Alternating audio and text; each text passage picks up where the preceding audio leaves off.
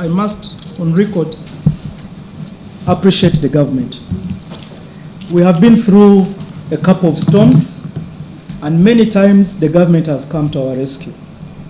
We have explained to His Excellency the President, we have explained to the Honorable Minister of Education, Mama Janet, and other players, and many times they have come to support us. And we don't take that for granted.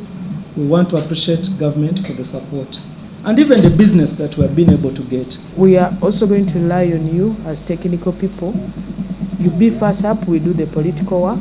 We cover you as you do the technical work, and be able to, at the end of every day or every month or every year, there is some achievement registered. When I look at your achievements, you can clearly see that you're now one of the biggest taxpayers in this country. We highly do appreciate that. Look at the aspect of jobs. I've just realized from this interactive meeting that you're employing over 400 Ugandans. How many people out there do know that? 462. How many Ugandans know that you're doing this? So we do appreciate.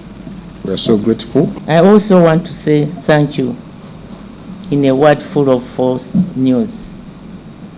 You have stood firm on the truth. Download the app on App Store or Google Play Store now. Vision Digital Experience, the future of media.